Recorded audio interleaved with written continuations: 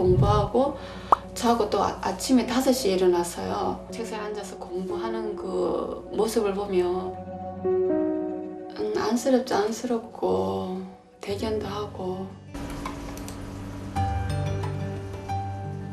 현호 군이 열심히 했던 또 한 가지 일은 기업이나 개인이 후원하는 장학금을 받는 것. 어머니에게 손 벌리지 않고 친구들이 가지고 있는 컴퓨터, 읽고 싶은 책이나 문제집을 사보려면 어떻게 해야 하나 궁리 끝에 찾아낸 방법이다. 보통 학생들은 공부를 아주 특출나게 잘해야만 장학금을 받을 수 있는 줄 알거든요. 사실 그게 아니고 형편이 어려워도 공부를 하겠다는 의지가 있으면 도움을 주시려면 많은 분이 많아요. 자신을 후원해준 고마운 분들의 기대를 저버릴 수 없어 공부를 게을리할 수 없었다.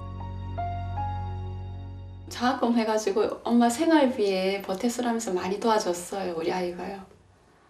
쌀이 없다면 거기 또래 도우미 선생님한테 얘기를 해서 거기 또래 도우미 그거 가지고 쌀도 받아오고 애가 고등학교 때도 자존심 상할 수 있을 것 같은데도 그런 거 개의치 않고 가족을 위해서라면 뭐든지 발벗고 나서서 뭐든지 일을 해결했어요. 다음 날 저녁 반갑습니다. 현호야 어서 와. 수고 많아서 추운데 고생 많이 했지? 그 방은 구했어? 일단 부동산 가서 한 두세 군데 가봤는데요. 일단 방도 크게 없다고. 일단 서울에는 월세로는 내지 전세는 별로 없대요. 방은 해결돼도 그에 대한 유지. 방 구하러 다니며 혼자 애태웠을 아들 생각에 미안하고 안쓰러운 어머니. 하지만 달리 방법이 없었다. 아빠, 서울 어제 올라갔다 와서요. 방 구하고 뭐 학교도 구경하고 하고 왔어요. 아빠 덕분에 침대에서 줄곧 누워만 지내시는 아버지.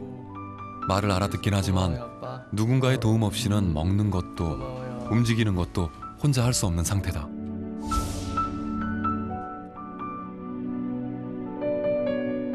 현호 군 기억 속의 아버지는 자상하고 믿음직스러웠다. 그런 아버지의 모습을 빼앗아간 건 13년 전 교통사고였다. 갑자기 전화가 와서 어머니께서 받으시더니 황급히 저와 동생을 데리고 병원으로 가시더라고요.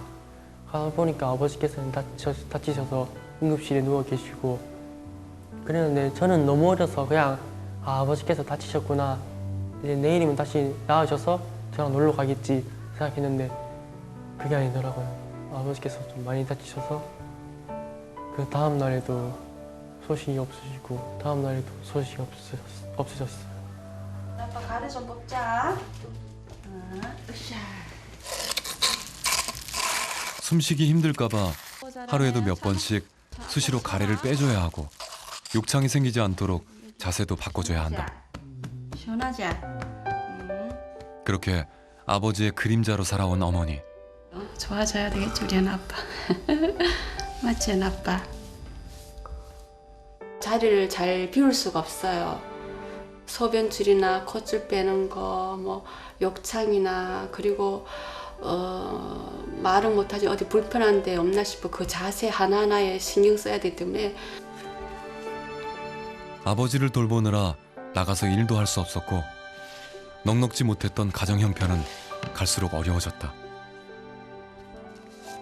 업사무소에 신청을 해가지고 기초주급이랑 기초생계비를 받고 있거든요. 애기 아빠 먹고 뭐 부식을 들어가는 게 아빠한테 한 40만 들어가거든요. 나라에서 받는 보조금 100여만 원으로 내 식구가 먹고 살기에 생활비는 늘 빠듯했다.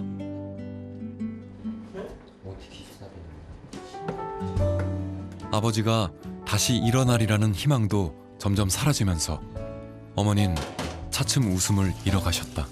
유일하게 어머니께서 웃으시는 순간이 제가 무언가를 잘하거나 공부를 잘해오거나 그런 거더라고요. 그럴 때 어머니께서 웃으시는 걸 보면서 아, 내가 어머니께 뭐 돈으로 보태주지는 못할 망정 짐은 되지 말자, 어머니께 웃음을 드리자. 어머니에게 웃음을 드리고 싶다는 생각에 시작한 공부. 중학생이었지만 하루에 겨우 4시간만 자면서 밀려오는 졸음을 참아가며 공부했다.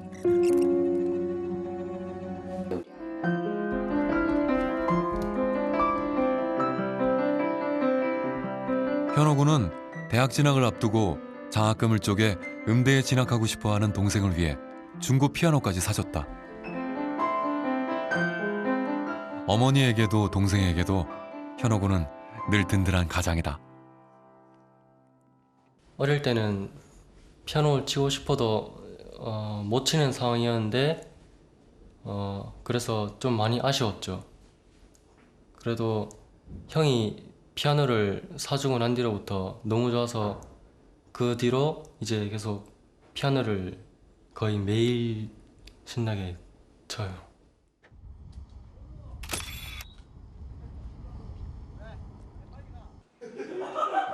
새롭게 펼쳐질 미래에 대한 기대와 설렘으로 졸업반 교실이 떠들썩하다. 서울에 기차 9호선도 있고 지하철 그래 그래 지하철 1호선부터 9호선 막 별개가 다 있어. 연세대는 막 2호선 타야 되는데 막 이쁘더라. 정문도 되게 크고 중간에 막 가로수길 쫙 있고 학교 옆에 건물도 있고 짱이라. 그 연세대 맞잖아. 앞에 동굴 있고 초록색. 저 처음에는 현우가 저렇게 어려운 환경인지 잘 모르고 있었는데 최근에 알게 됐는데 깜짝 놀랐어요. 현우가 그래도 평소에 밝은 모습을 많이 보이기 때문에 잘 몰랐는데 열심히 해서 지금 연세대도 가게 되었고 그런 친구지만은 되게 자랑스럽게 생각하고 저도 많이 배울 점이 있다고 생각했어요. 이제 곧 떠나게 될 학교. 현옥우는 과학실에 들렀다. 재미있는 실험을 하며 과학에 대한 흥미도 갖고 생명공학자가 되겠다는 꿈도 키웠던 소중한 곳이다. 저는 과학을 잘하고 싶었어요. 그 이유는 아버지의 영향이 되게 큰데요. 왜냐하면 아버지처럼 편찮으신 환자분들을 돌보고 싶었거든요. 그러기 위해서 많은 것을 찾아보다가 의약품을 개발하는 생명공학자가 되자라고 생각을 했어요. 꿈을 가지게 되면서 점수를 잘 받고 싶다는 욕심도 커져갔다. 여기는 제가 공부하던 책들인데요. 지금 EBS 책밖에 없거든요. 학교에서 무상으로 지급받는 이 교재들로 공부를 하였어요.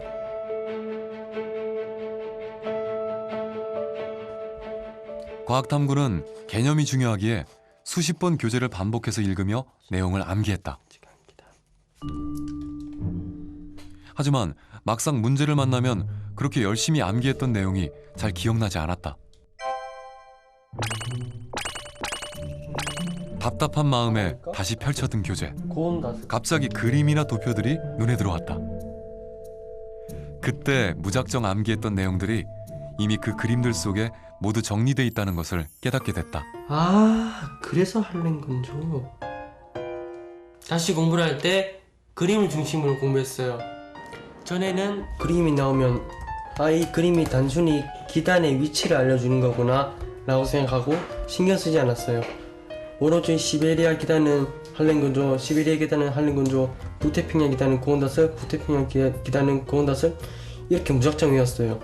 그런데 북쪽에 있으면 할렘하고 남쪽에 있으면 고온이고 육지에 있으면 건조하고 바다 쪽에 있으면 다습하고 이렇게 이 그림만 알고 있으면 이 텍스트에 나와 있는 모든 내용을 알 수 있겠구나 라고 깨닫게 되었어요.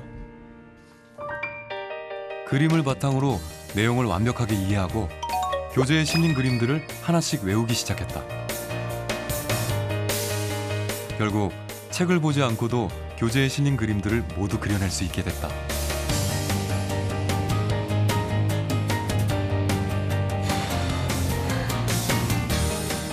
책 한 권이 머리에 통째로 들어온 셈. 어떤 문제를 만나도 외운 그림만 기억해내면 막힘없이 문제를 풀 수 있었다. 얼핏 달라 보이지만 문제에 제시된 그림 역시 결국 자신이 암기한 그림을 약간 변형한 그림이기 때문이다.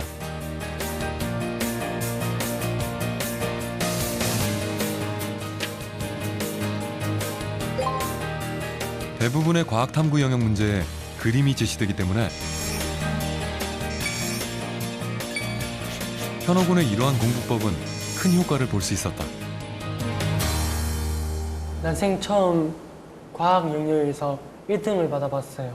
이미지를 통한 이해를 통한 암기 방법이 괜찮구나 라고 확신했어요. 그런데 현호군에게는 아직 큰 고민 하나가 남아있었다. 들쑥날쑥하는 언어 성적. 아무리 생각해도 그 이유를 알 수 없었다. 언어 영역은 제가 원래 글쓰기 좋아하고 책 읽는 걸 좋아해서 좀 자만을 많이 했어요. 그러다 보니까 1등급도 나오고 3등급도 나오고 심지어는 5등급도 나온 적이 있어요. 그래서 좀 절실하게 느꼈어요. 수능 때 만약에 5등급이 나오면 어떡하냐.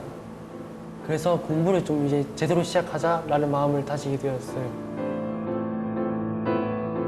마음을 다잡고 본격적으로 시작한 공부. 친구들처럼 지문을 다 읽고 난 후 문제를 풀었다. 하지만 까다로운 문제를 만나게 되면 다음 문제로 넘어갈 수 없었고 한 번 읽었던 지문을 몇 번이나 되풀이해서 봐야만 했다.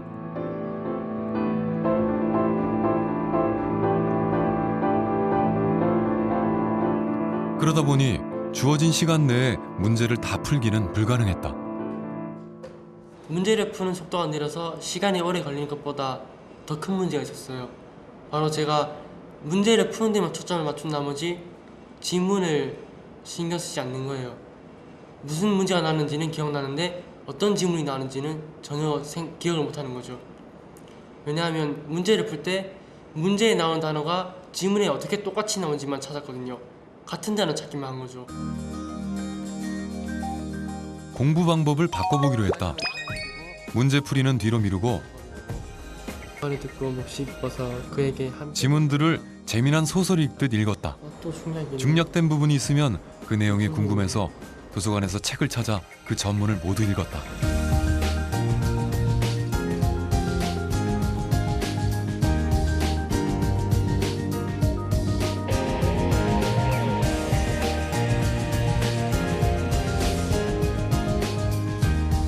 그렇게 수십 권의 책을 읽고 나자 언어 문제들이 다르게 다가왔다. 이미 읽었던 책이 지문으로 나오면 전체 내용을 다 알고 있기에 문제를 대하는 자신감이 생겼고 지문을 읽을 때도 문제를 풀기 위해 꼭 필요한 밑줄이 쳐진 부분만 읽으면 됐다.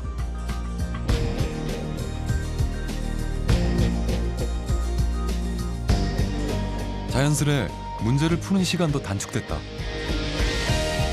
문제를 푸는 것도 독서의 연장처럼 느껴져서 재미가 있었다. 전에는 정답 맞추기에 급급했다면 책을 읽으면서 미처 몰랐던 작가의 의도를 알게 된 것이다. 문제를 풀기 위해서 어쩔 수 없이 읽어야 했던 보기가 이제는 제가 읽은 내용을 보충해주는 설명으로 느껴졌어요. 전에 이 빈처라는 책을 읽었을 때는 단순한 부부관계를 나타낸 가정소설로 느껴졌어요. 하지만 보기를 바탕으로 다시 읽어보니까 단순한 부부관계가 아니고 독립성과 가치를 인정해주는 배려가 필요하다는 작가의 의도를 파악할 수 있었어요. 그 과정들이 즐거웠기에 지치지 않고 공부할 수 있었다.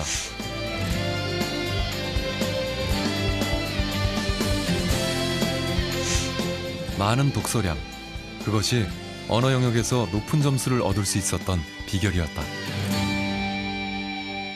사실 가난과 고난이 처음에는 그냥 걸림돌이라고만 생각했거든요.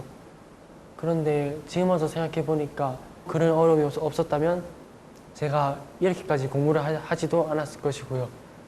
지금 생각해보면 그런 가난, 고난이 걸림돌이 아니고 디딤돌이었어요. 토요일 오후 수능 준비로 보지 못했던 예전 프로야구 명승부전을 다시 보던 현호군. 전무후무한 풀타임 출전 은퇴 경기. 이것은 2년 전 양준혁 선수의 은퇴 경기다. 현호군이 기억하는 최고의 명장면. 땅볼을 치더라도 1루까지 전력 질주하는 모습을 보니까 정말 노력하는 선수구나. 힘들고 지칠 때마다 언제나 최선을 다했던 양준혁 선수를 떠올리며 현호군은 힘을 얻곤 했다. 사실 제가 양준혁 선수를 좀 늦게 알았거든요. 은퇴하고 나서 알았어요. 만약에 제가 선수 시절에 양준혁 선수를 알았다면 분명히 야구장 가서 직접 봤을 텐데 너무 아쉬워요.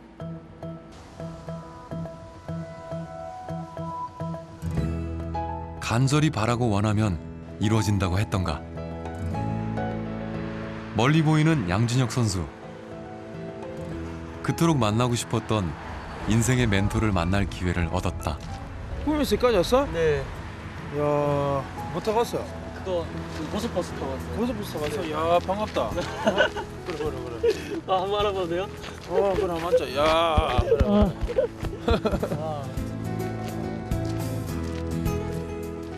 처음 딱 봤을 때는요. 덩치 크고 그러니까 야구하는 돈 많이 들잖아요.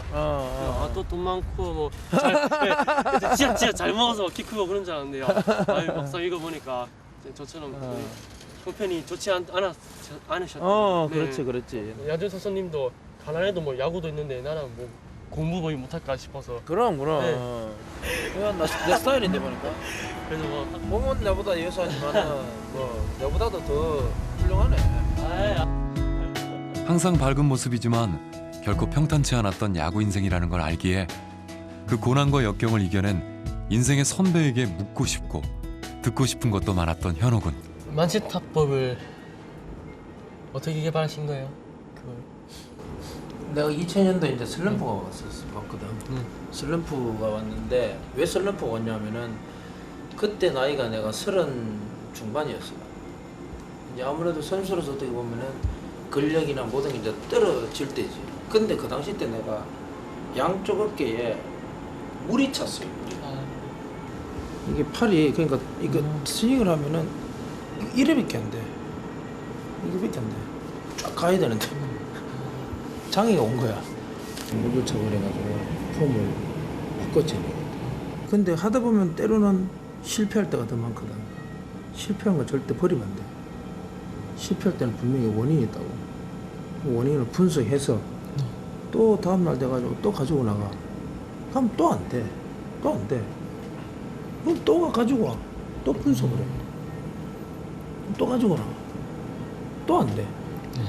이걸 나는 수십 번, 수백 번을 과정을 거쳤어요. 이때까지는 뭐 혼자 공부만 하면 되니까 나름 그냥 열심히 하면서 했는데 그래서 이 대학 오니까 끝인 줄 알았어요. 이 대학 왔으니까 됐다 했는데 막상 이제 집도 구하려는데 집도 값도 만만치 않고 여러 걱정이 많아요. 대학 오면 다 끝날 줄 알았는데 나는 이런 얘기를 참 좋아하거든. 그럼에도 불구하고 라는 말을 들었어. 그럼에도 불구하고 그럼에도 불구하고 해내야 그게 프로지. 뭐 어떤 어려움이 오고 그보다 더 어려움이 와도 큰 파도가 쳐도 그걸 극복을 해내야 그게 프로지. 그런 거는 지나고 나면 아무것도 아니야. 네가 어떤 그런 하고자 하는 마음이 있으면은 해보라니까 또 방법이 나와요. 직접 사인한 글러브를 선물로 받았다. 고맙습니다. 야 몸이 튼튼해야 현호군이 받은 선물은 이제까지 참 많이 수고했다는, 그리고 앞으로의 인생 또한 가난해지지 말고 씩씩하게 헤쳐나가라는 따뜻한 조언과 격려였다. 양준혁 선수께서 다 될 거라면서 지나가면 아무 일 아니라는 말을 듣고 내가 별로 아무것도 아닌 걱정을 하고 있었구나, 하면 되는데 라는 생각을 하게 되었어요. 그래서 앞으로 제 꿈을 향해서 더 나아가려고요. 할 수 있을 거예요. 때론 지금보다 더 큰 시련을 만날지도 모른다. 하지만 그럼에도 불구하고 현호군은 반드시 해낼 것이다. 가진 것이 없었기에 공부밖에 할 게 없었다는 황현호군. 하지만 그런 자신의 처지를 비관하거나 절망해 본 적은 없다고 합니다. 꿈이 있는 사람은 가난하지 않다라는 말이 있습니다. 끊임없이 꿈을 꾸고 그 꿈을 향해서 달려가는 사람, 진정한 부자가 아닐까요?